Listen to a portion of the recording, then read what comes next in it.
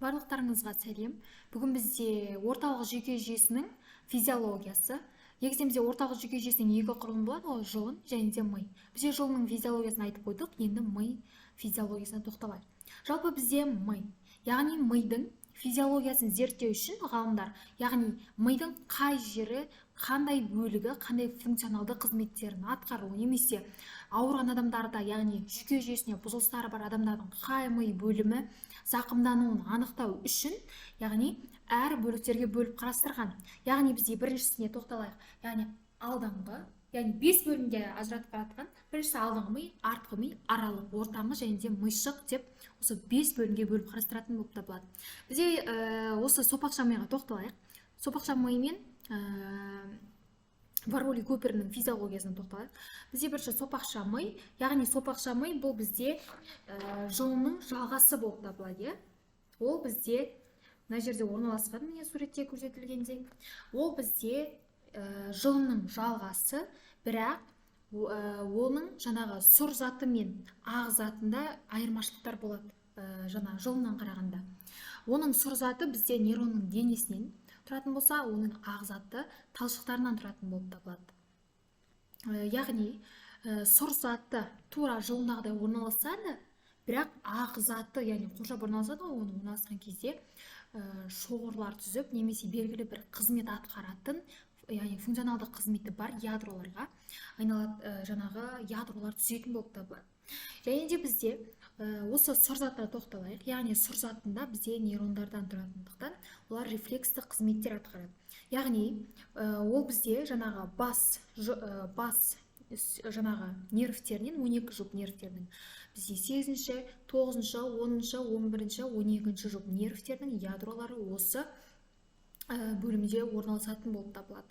Және де осы сұр жаңағы заттың болуына байланысты ол жерде бізде адамның өміріне өте маңызды рефлекстер орналасқан болып табылады. Яғни сопақша мида бізде қорғаныс рефлекстері, тыныс алу, көзді жыпылықтату, көзге жаңағы жас бөлу, сонымен қатар ас қорытуда құсу, шайнау, және де сөл бөлу, секей бөлу, және де ұйқы безіндегі бөлетін сөлдерге дейін осы сопақша миға байланысты болып табылады.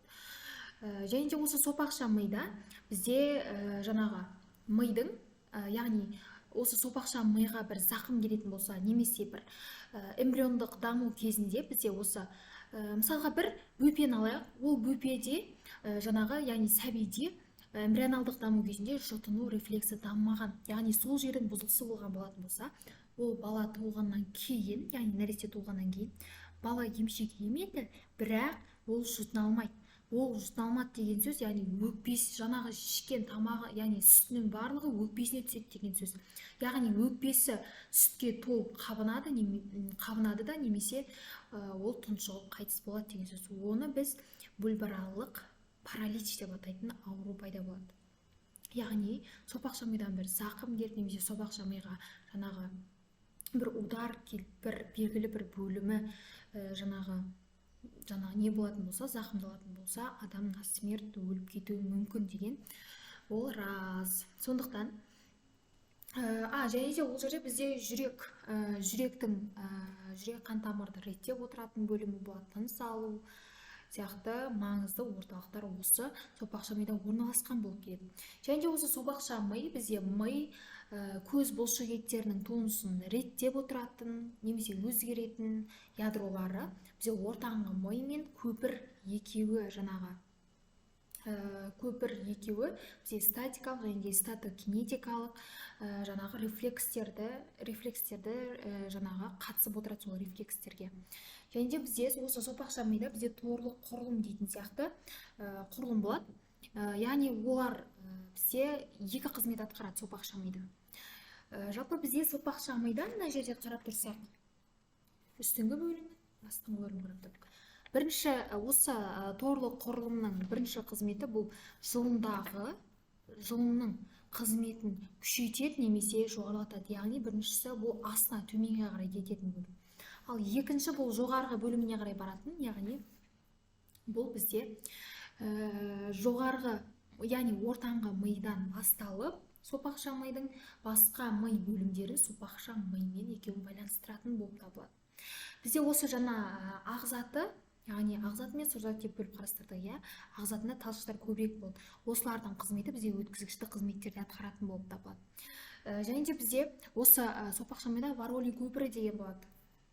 Оның бізде негізгі қызметі, яғни осы Варолий көпірінде ақ талшықтар өте көп болады, яғни олар өткізгіштік қызметі өте жақсы болып табылады. Сонымен қатар олар жаңағы бас жұп нервтерінен шығатын бізде 5-ші, 6-ші, 7-ші жұп нервтердің ядролары осы Варолий көпірінде орналасқан болып табылады. Олардың негізгі қызметіне тоқталатын болсақ, олар бізде көлденең жолақты бұлшықеттерді, сонымен қатар жаңағы ұйықтамау, белгілі бір уақытты және де өз адамның сергектік сезінуін осы Варолий көпірі негізінен реттеп отыратын болып табылады. Яғни бұл сопақша мидың жаңағы белгілі бір қызметтеріне де қатысатын болып табылады.